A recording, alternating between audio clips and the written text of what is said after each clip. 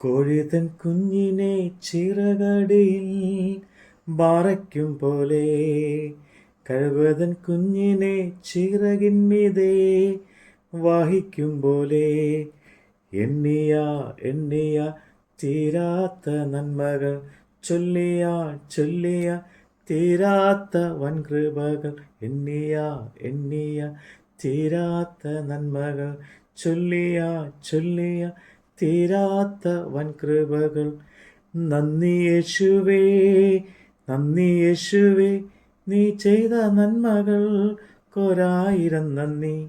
N ശക്തിയാലല്ല, കൈയുടെ ബലത്താലല്ല, നിന്റെയല്ലയോ എന്നെ നടത്തിയത്. എൻ ശക്തിയാലല്ല, കൈയുടെ ബലത്താലല്ല, നിന്റെയല്ലയോ എന്നെ നടത്തിയത്. മഹത്വമുള്ള യെശയ്യാ പ്രവാചകന്റെ പുസ്തകം 10-ാം അധ്യായം. ദരിദ്രന്മാരുടെ ന്യായം മറച്ചു കളയുവാനും എൻ്റെ ജനത്തിലെ എളിയവരുടെ അവകാശം ഇല്ലാതാക്കുവാനും വിധവമാർ തങ്ങൾക്ക് കൊള്ളയായി തീരുവാനും അനാഥന്മാരെ തങ്ങൾക്ക് ഇരയാക്കുവാനും തക്കവണ്ണം നീതികെട്ട ചട്ടം നിയമിക്കുന്നവർക്കും അനർത്ഥം എഴുതി വയ്ക്കുന്ന എഴുത്തുകാർക്കും അയ്യോ കഷ്ടം. സന്ദർശന ദിവസത്തിലും ദൂരത്തു നിന്ന് വരുന്ന വിനാശത്തിന്മേലും നിങ്ങൾ എന്തു ചെയ്യും? സഹായത്തിനായിട്ട് നിങ്ങൾ ആരുടെ അടുക്കൽ ഓടിപ്പോകും? നിങ്ങളുടെ മഹത്വം നിങ്ങൾ എവിടെ വെച്ചുകൊള്ളും? അവർ ബന്ധന്മാരുടെ കീഴെ കുനിയുകയും ഹതന്മാരുടെ കീഴെ വീഴുകയും ചെയ്യുകയുള്ളൂ. ഇതെല്ലാം കൊണ്ടും അവൻ്റെ കോപം അടങ്ങാതെ അവൻ്റെ കൈ ഇനിയും നീട്ടിയിരിക്കും. എൻ്റെ കോപത്താൽ കോലായ ആശൂരിന് അയ്യോ കഷ്ടം. അവരുടെ കയ്യിലെ വടി എൻ്റെ ക്രോധമാകുന്നു. ഞാൻ അവനെ അശുദ്ധമായൊരു ജാതിക്ക് നേരെ അയക്കും. എൻ്റെ ക്രോധം വഹിക്കുന്ന ജനത്തിന് വിരോധമായി ഞാൻ അവന് കൽപ്പന കൊടുക്കും. അവരെ കൊള്ളയിടുവാനും കവർച്ച ചെയ്യുവാനും തെരുവീഥിയിലെ ചെളിയെപ്പോലെ ചവിട്ടിക്കളയുവാനും തന്നെ. അവനോ അങ്ങനെയല്ല നിരൂപിക്കുന്നത്, തൻ്റെ ഹൃദയത്തിൽ അങ്ങനെയല്ല വിചാരിക്കുന്നത്. നശിപ്പിപ്പാനും അനേകം ജാതികളെ ഛേദിച്ച് കളയാനുമത്രേ അവൻ്റെ താല്പര്യം. അവൻ പറയുന്നത്, എൻ്റെ പ്രഭുക്കന്മാരെയും രാജാക്കന്മാരെ അല്ലയോ? കൽനോ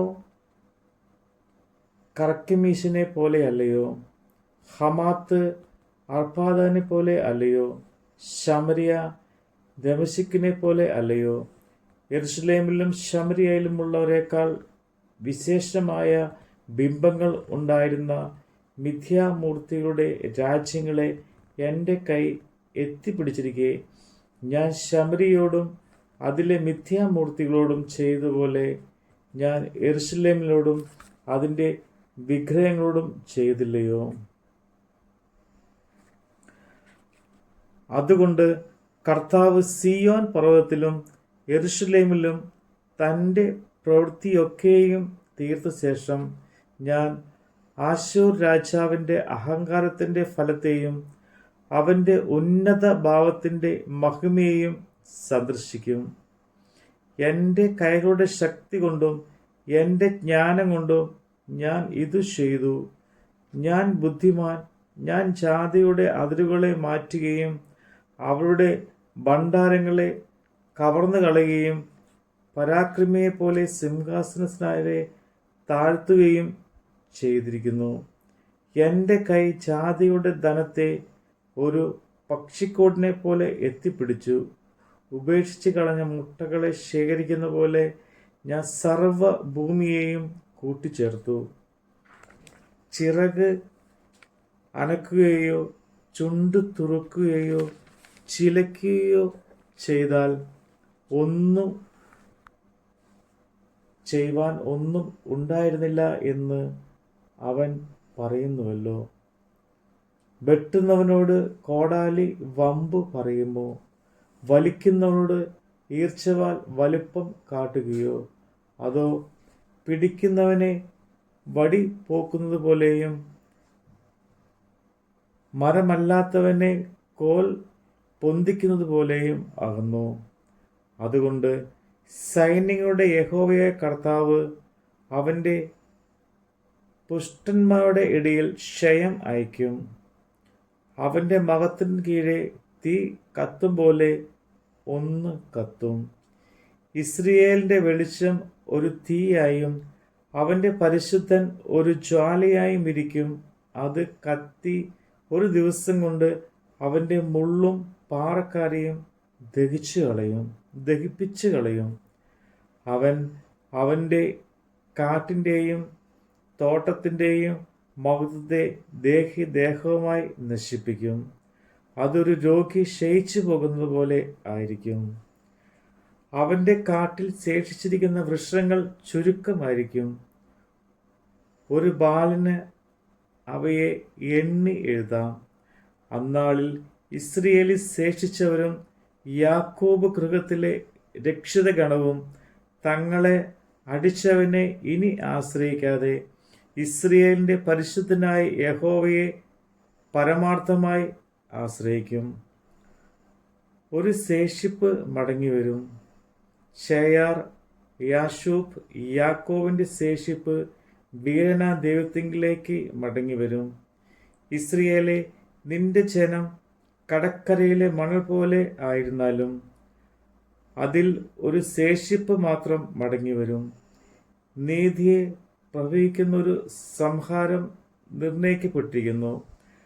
എങ്ങനെയെന്നാൽ സൈന്യങ്ങളുടെ യഹോവയായ കർത്താവ് സർവ്വഭൂമിയുടെയും മധ്യേ നിർണയിക്കപ്പെട്ട സംഹാരം വരുത്തും.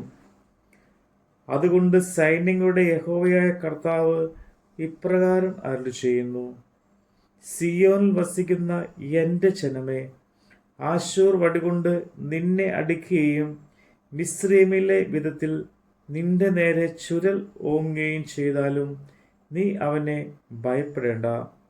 ഇനി കുറഞ്ഞൊന്ന് കഴിഞ്ഞിട്ട് എൻ്റെ ക്രോധവും അവിടെ സംഹാരത്തോടെ എൻ്റെ കോപവും തീർന്നു പോകും. ഓറേബ് പാറക്കരികെ വെച്ചുള്ള മിദ്യാന്റെ സംഹാരത്തിൽ എന്ന പോലെ സൈന്യങ്ങളുടെ യഹോവ അവൻ്റെ നേരെ ഒരു ചമ്മട്ടി പൊക്കും. അവൻ തൻ്റെ വടി സമുദ്രത്തിന്മേൽ നീട്ടും. ഇസ്രയേൽ ചെയ്തതുപോലെ അതിനെ ഓങ്ങും. അന്നാളിൽ അവൻ്റെ ചുമടിൻ്റെ തോളിൽ നിന്നും അവൻ്റെ മുഖം നിന്റെ കഴുത്തിൽ നിന്നും നീങ്ങിപ്പോകും. പുഷ്ടി നിമിത്തം മുഖം തകർന്നു പോകും. അവൻ അയ്യാത്തിൽ എത്തി മിഗ്രോനിൽ കൂടി കടന്ന് മിക്മാഷിൽ തൻ്റെ പടക്കോപ്പ് വെച്ചിരിക്കുന്നു. അവർ ചുരം കടന്ന് ഗേബയിൽ രാപ്പാർത്തു. രാമ നടുങ്ങുന്നു. ശൗലിൻ്റെ ഗിബയ ഓടിപ്പോയി. ഗല്ലീം പുത്രി ഉറക്കെ നിലവിളിക്കെ. ലയേശ ശ്രദ്ധിച്ചു കേൾക്ക. അനാഥോത്തെ ഉത്തരം പറക. മദ്മേന ഓട്ടം തുടങ്ങിയിരിക്കുന്നു. ഗബീൻ നിവാസികൾ ഓട്ടത്തിന് വട്ടം കൂട്ടുന്നു. ഇന്ന് അവൻ നോബിൽ താമസിക്കും. യെരൂശലേംഗിരിയായ സിയോൻ പുത്രിയുടെ പർവ്വതത്തിൻ്റെ നേരെ അവൻ കൈകുലുക്കുന്നു. സൈന്യങ്ങളുടെ യഹോവയായ കർത്താവ് കൊമ്പുകളെ ഭയങ്കരമായി മുറിച്ചു കളയും. പൊക്കത്തിൽ വളർന്നവനായ അവൻ വെട്ടിയിടുകയും ഉയർന്നവയെ താഴ്ത്തുകയും ചെയ്യും. അവൻ വനത്തിലെ പള്ളക്കാടുകളെ ഇരുമ്പായുധം കൊണ്ട് വെട്ടിക്കളയും. ലെബനോനും ബലവാന്റെ കൈയാൽ വീണുപോകും. നമ്മുടെ കർത്താവിൻ്റെ വചനമാണ് നമ്മൾ കേട്ടത്.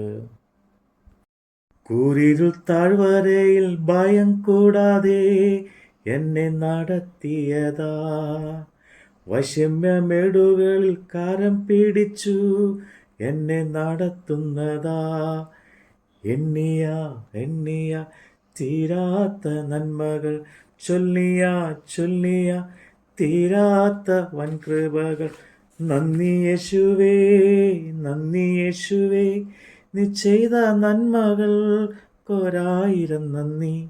എൻ ശക്തിയാലല്ല, കൈയുടെ ബലത്താലല്ല, നിന്റെയല്ലയോ എന്നെ നടത്തിയത്. നന്ദി യേശുവേ, നന്ദി യേശുവേ, നീ ചെയ്ത നന്മകൾക്കൊരായിരം നന്ദി. എൻ ശക്തിയാലല്ല, കൈയുടെ ബലത്താലല്ല, നിന്റെയല്ലയോ എന്നെ നടത്തിയത്.